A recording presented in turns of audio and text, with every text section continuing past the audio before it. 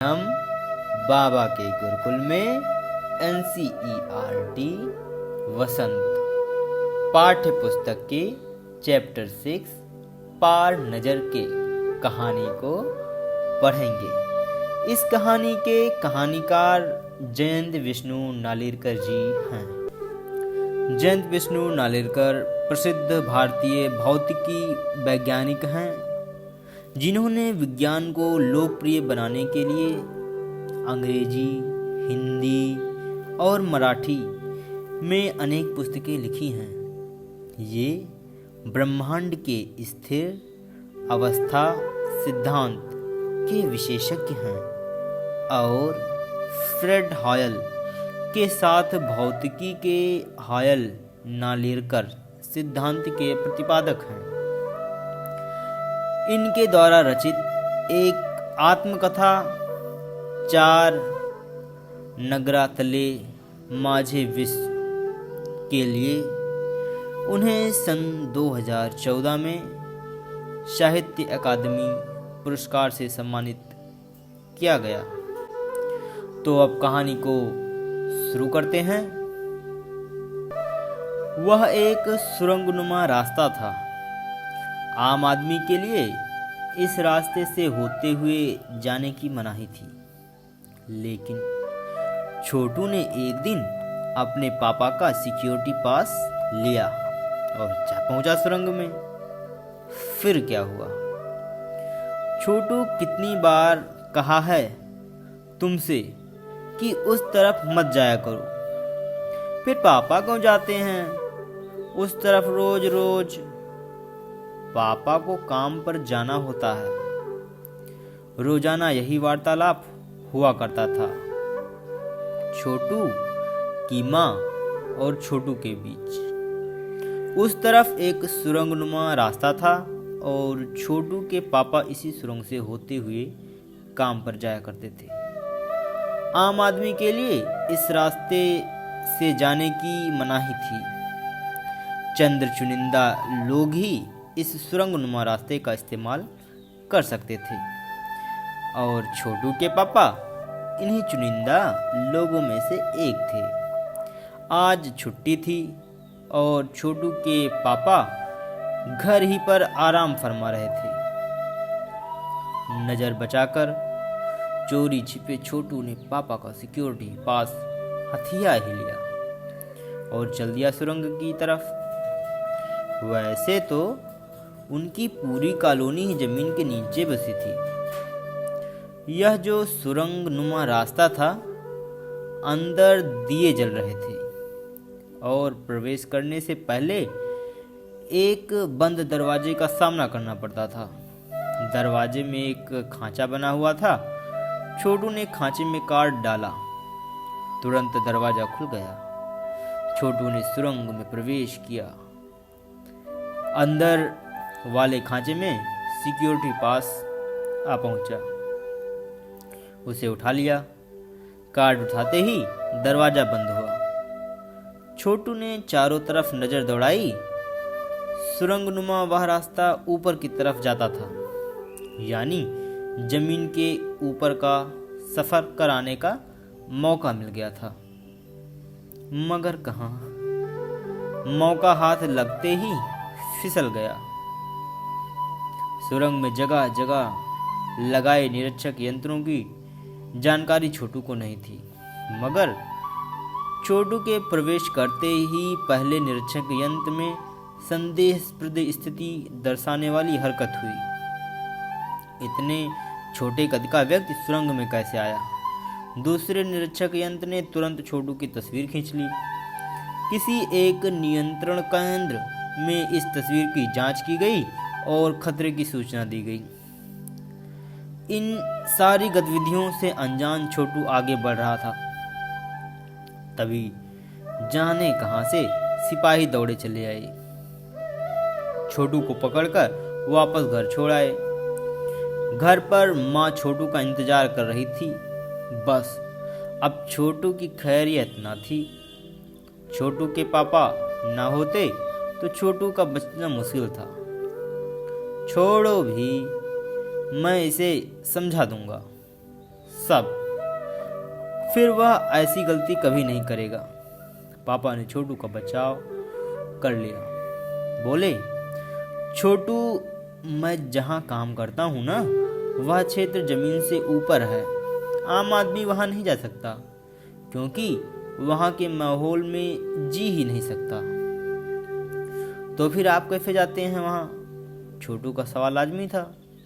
मैं वहाँ एक खास किस्म का स्पेस सूट पहनकर जाता हूँ। इस स्पेस सूट से मुझे ऑक्सीजन मिलता है, जिससे मैं सांस लेता हूँ। इसी स्पेस सूट की वजह से बाहर की ठंड से मैं अपने आप को बचा सकता हूँ। खास किस्म के जूतों की वजह से जमीन के ऊपर मेरा चलना मुमकिन होता है। जमीन के ऊपर चलते फिरने के लिए हमें एक विशेष प्रकार का प्रशिक्षण दिया जाता है। छोटू सुन रहा था। पापा आगे बताने लगे, एक समय था जब अपने मंगल ग्रह पर सभी लोग जमीन के ऊपर ही रहते थे, बगैर किसी तरह के यंत्रों की मदद के, बगैर किसी खास किस्म की पोशाक के।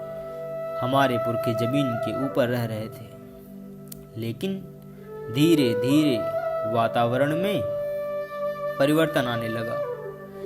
कई तरह के जीव धरती पर रहा करते थे। एक के बाद एक सब मरने लगे। इस परिवर्तन की जड़ में था सूरज में हुआ परिवर्तन। सूरज से हमें रोशनी मिलती है, उष्णता मिलती है। इन्हीं तत्वों से जीवों का पोषण होता है। सूरज में परिवर्तन होते ही यहाँ का प्राकृतिक संतुलन बिगड़ गया। प्रकृति के बदलते हुए रूप का सामना करने में यहाँ के पशु पक्षी, पेड़ पौधे, अन्य जीव अक्षम साबित हुए। केवल हमारे पूर्वजों ने इस स्थिति का सामना किया। अपने तकनीकी ज्ञान के आधार पर हमने जमीन के नीचे अपना घर बना लिया। जमीन के ऊपर लगे विभिन्न यंत्रों के सहारे हम सूर्य शक्ति, सूरज की रोशनी और गर्मी का इस्तेमाल करते आ रहे हैं। उन्हीं यंत्रों के सहारे हम यहाँ जमीन के नीचे जी रहे हैं। यंत्र सुचारू रूप से चलते रहें, इसके लिए बड़ी सतर्कता बरतनी पड़ती है। मुझ जैसे कुछ चुनिंदा लोग इन्हीं यंत्रों का ध्यान रखते हैं। बड़ा हो जाऊंगा तो मैं भी यही काम करूंगा। छोटू ने अपनी मंशा जाहिर की। बिल्कुल, मगर उसके लिए खूब पढ़ना होगा, माँ और पापा की बात सुननी होगी, माँ ने कहा। दूसरे दिन छोटू के पापा काम पर चले गए। देखा तो कंट्रोल रूम का वातावरण बदला बदला सा था। शिफ्ट खत्म कर घर जा रहे स्टाफ के प्रमुख ने टीवी स्क्रीन की तरफ इशारा किया। स्क्रीन पर एक बिंदु झलक रहा था। वह बताने लगा, यह कोई आसमान का तारा नहीं है, क्योंकि कंप्यूटर से पता चल रहा है कि यह अपनी जगह अड़िंग नहीं रहा है। पिछले कुछ घंटों के दौरान इसने अपनी जगह बदली है। कंप्यूटर के अनुसार यह हमारी धरती की तरफ बढ़ता चला आ रहा है। अंतरिक्ष यान तो नहीं है? छोटू के पापा ने अपना संदेह प्रकट किया। संदेह हमें भी है। आप अब इस पर बराबर ध्यान रखिएगा। छोटू के पापा सोच में डूब गए। क्या सचमुच अंतरिक्ष यान होगा? कहां से आ रहा होगा? सौर मंडल में हमारी धरती के अलावा और कौन से ग्रह पे जीवों का अस्तित्व होगा? कैसे हो सकता है?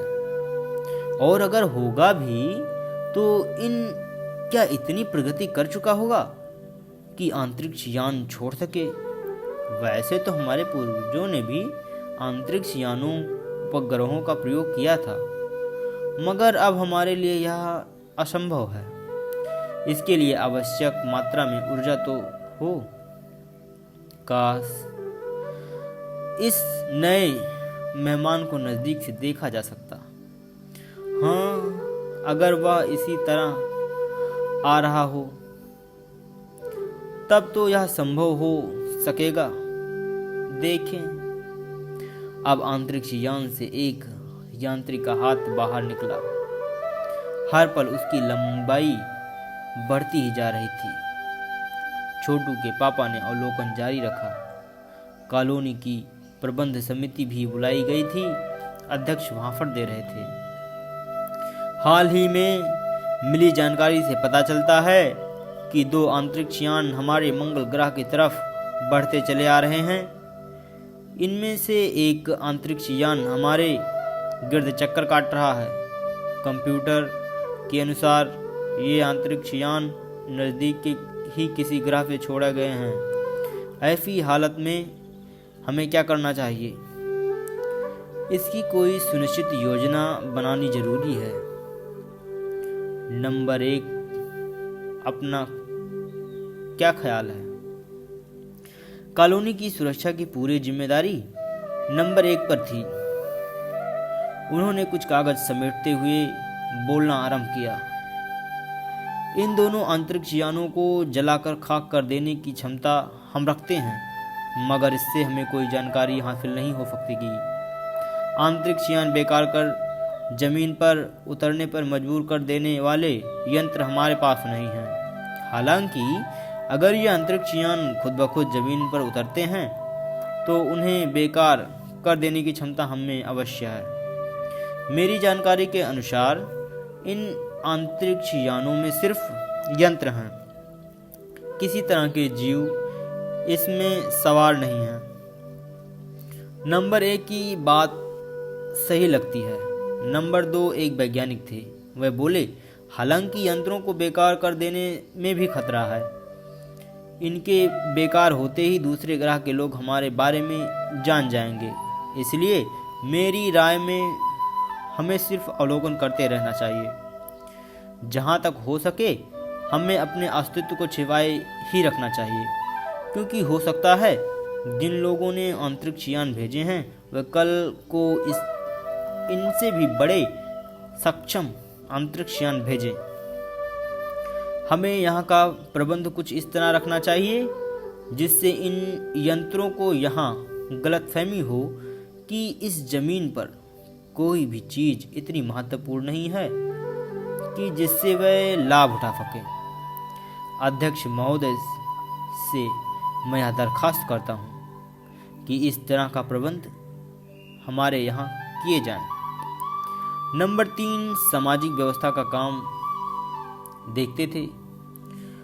उनकी बात के जवाब में अध्यक्ष कुछ बोलने जा ही रहे थे कि फोन की घंटी बजी। अध्यक्ष ने चोगा उठाया। 1 मिनट बाद सभा को संबोधित करते हुए उन्होंने कहा, भाइयों, अंतरिक्ष यान क्रमशः एक हमारी जमीन पर उतर चुका है। वह दिन छोटू के लिए बड़ा ही महत्वपूर्ण दिन था। पापा उसे कंट्रोल रूम ले गए थे। यहाँ से अंतरिक्ष यान क्रमशः एक साफ नजर आ रहा था। कैसा अजीब लग रहा है यहाँ। इसके अंदर क्या होगा पापा? छोटू ने पूछा। अभी नहीं बताया जा सकता। दूर से ही उसका निरीक्षण जारी है। उस पर बराबर हमारा ध्यान है और उसके हर अंग पर हमारा नियंत्रण। वक्त आने पर ही हम अगला कदम उठाएंगे। छोटू के पापा ने बताया। उन्होंने छोटू को एक कंसोल दिखाया जिस पर कई बटन बने थे। अब अंतरिक्ष यान से एक यांत्रिक हाथ बाहर निकला। हर पल उसकी लंबाई बढ़ती ही जा रही थी। वह शायद जमीन तक पहुंचकर मिट्टी उकेर लेना चाहता था। सब लोग स्क्रीन पर दिखाई दे रही अंतरिक्ष यान की इस हरकत को ध्यान से देख रहे थे, सिवाय एक के। उसका ध्यान कहीं और ही था। छोटू का सारा ध्यान था कंसोल पैनल पर। कंसोल का एक बटन दबाने की अपनी इच्छा को वह रोक नहीं पाया। वह लाल लाल बटन उसे बरबस अपनी तरफ खींच रहा था और सहसा खतरे की घंटी बजी। सबकी निगाहें कंसोल की तरफ मुड़ी। पापा ने छोटू को अपनी तरफ खींचते हुए एक झापट रसीद कर दिया और लाल बटन को पूर्व स्थिति में ला रखा। मगर उस तरफ अब अंतरिक्ष यान के उस यांत्रिक हाथ की हरकत सहसा रुक गई। यंत्र बेकार हो गया था। उधर पृथ्वी पर national aeronautical and space administration यानी नासा द्वारा प्रस्तुत वक्तव्य ने सबका ध्यान अपनी तरफ आकर्षित कर लिया। मंगल की धरती पर उतरा हुआ अंतरिक्ष यान वाइकिंग अपना निर्धारित कार्य कर रहा है। हालांकि किसी अज्ञात कारणवश अंतरिक्ष यान का यांत्रिक हाथ बेकार हो गया है।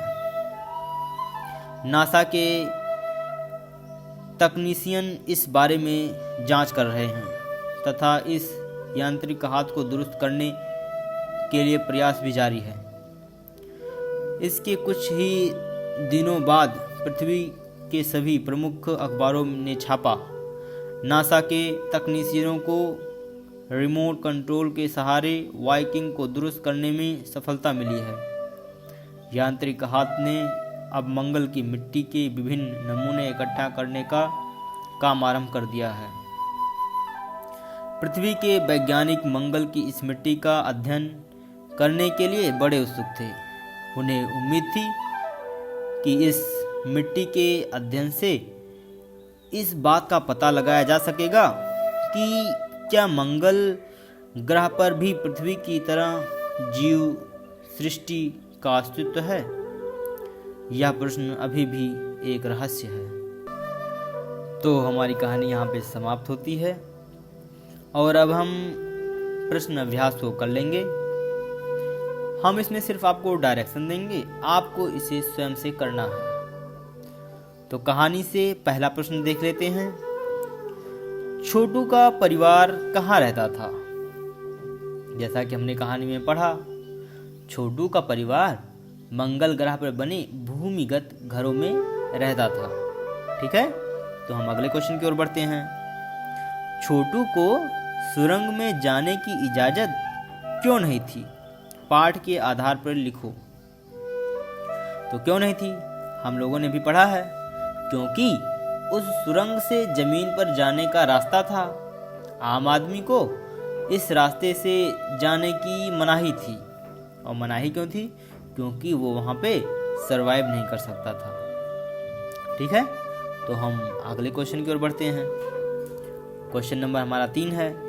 कंट्रोल रूम में जाकर छोटू ने क्या देखा और वहाँ उसने क्या हरकत की? तो कंट्रोल रूम में क्या देखा था छोटू ने? कंट्रोल रूम में जाकर छोटू ने देखा कि सब लोग मंगल पर उतरते यान से परेशान थे। सब लोग स्क्रीन पर दिखाई दे रहे अंतरिक्ष यान की इस हरकत को ध्यान से देख रहे थे। तब छोटू का सारा ध्यान कंसोल पैनल पर था। एक लाल बटन उसे आकर्षित कर रहा था और वह अपनी इच्छा को रोक नहीं पाया और उसने बटन दबा दिया। ठीक है, तो अब हमने अगले प्रश्न नंबर 4 पे चलते हैं। इस कहानी के अनुसार मंगल ग्रह पर कभी आम जनजीवन था, वह सब नष्ट कैसे हो गया? और इसे लिखो। तो जैसा कि हम लोगों ने कहानी में भी पढ़ा है कि वहाँ पे आम जनजीवन था। मंगल ग्रह पर कभी आम जनजीवन हुआ करता था, लेकिन धीरे धीरे वातावरण में परिवर्तन आने लगा। सूरज में परिवर्तन होते ही वहाँ का प्राकृतिक संतुलन बिगड़ गया। प्रकृति के बदलते हुए रूप का सामना करने में वहाँ के पशु पक्षी, पेड़ पौधे, अन्य जीव असक्षम साबित हुए। एक के बाद एक सब मारे गए। ठीक है, तो हम आगे बढ़ते हैं। इसका प्रश्न नंबर 5 है। क्या है? कहानी में अंतरिक्ष यान को किसने भेजा था और क्यों? ठीक है, तो मंगल की मिट्टी के विभिन्न नमूने इकट्ठा करने के लिए कहानी में अंतरिक्ष यान को नासा ने भेजा था, क्योंकि पृथ्वी के वैज्ञानिक मंगल के इस बात का पता करना चाहते थे कि क्या मंगल पर भी आम पृथ्वी की तरह जनजीवन या जीवों का अस्तित्व सृष्टि में था कि नहीं था। ठीक है, तो इसी बात की पुष्टि के लिए नासा ने अंतरिक्ष यान भेजा था। तो अब हम अपने अगले प्रश्न की ओर बढ़ते हैं। ये प्रश्न नंबर हमारा लास्ट और 6 है। ठीक है, नंबर 1, नंबर 2 और नंबर 3 अजनबी से निपटने के कौन से तरीके सुझाते हैं और क्यों? तो नंबर 1, नंबर 2 और नंबर 3 ने क्या क्या कहा था?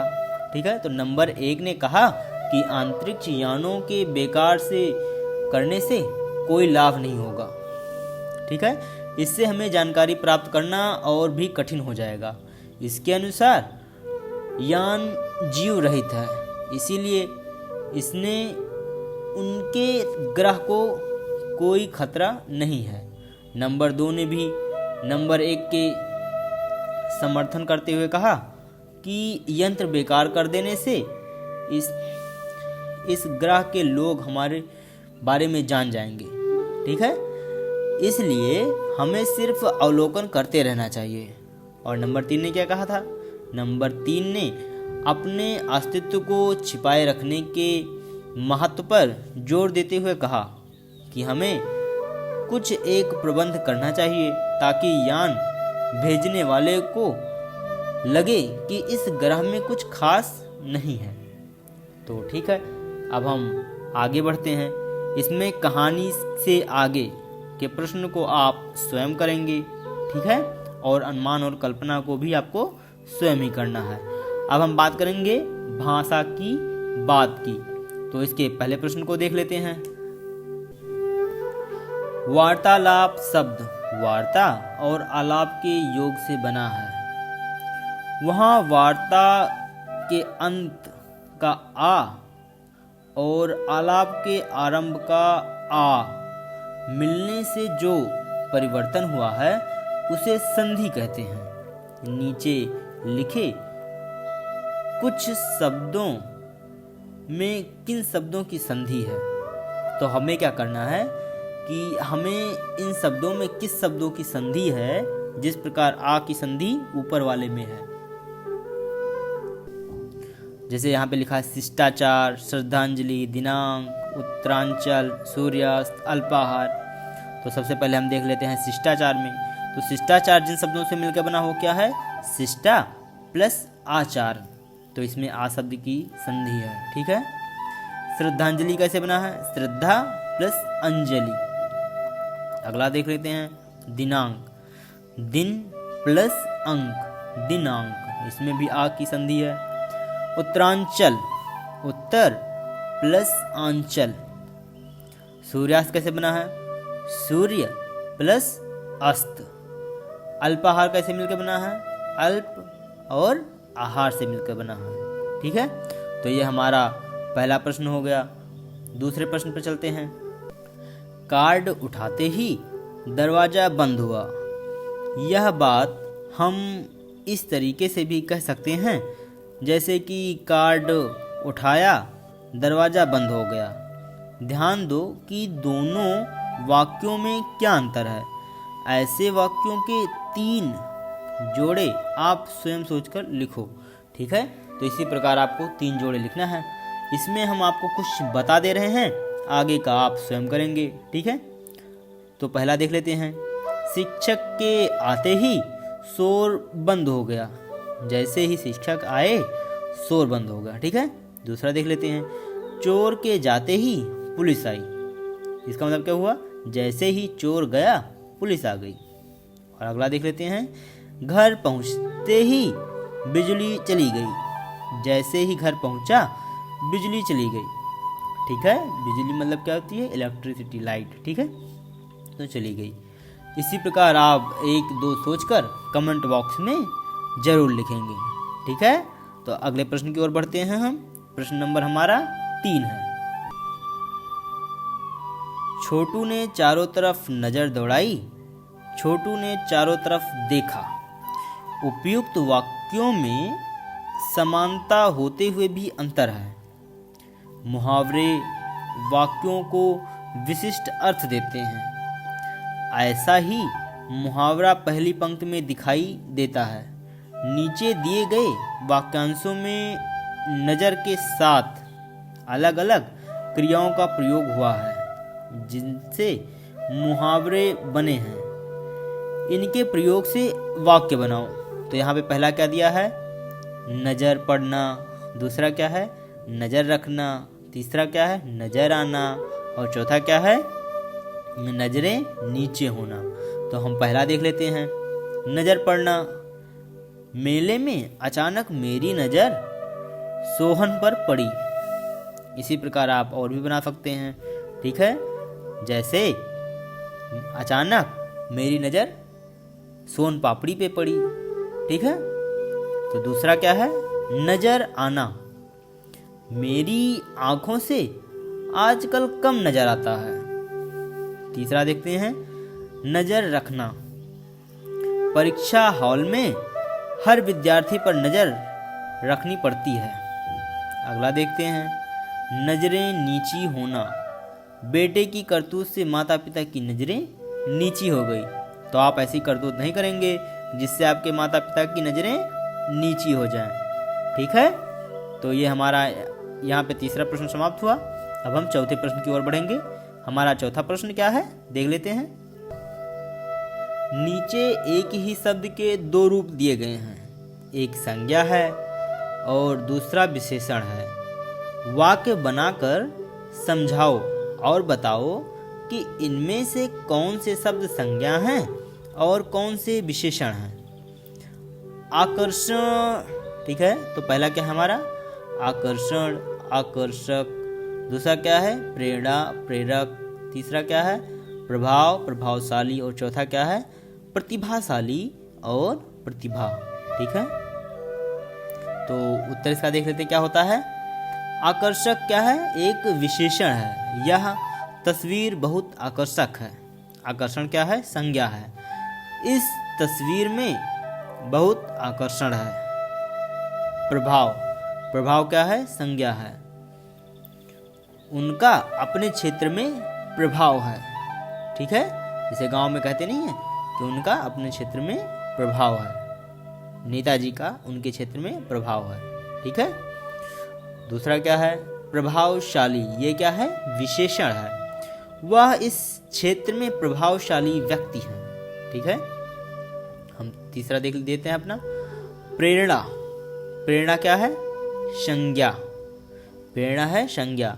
महान लोगों की कथाएं हमें प्रेरणा देती हैं। इसका वाक्य में प्रयोग हो गया। और जो प्रेरक है वो क्या है? विशेषण है। महान लोगों की कथाएं प्रेरक होती हैं। हम अपना लास्ट देख लेते हैं। प्रतिभाशाली। प्रतिभाशाली क्या है? यहाँ पे विशेषण है। नेहा प्रतिभाशाली है।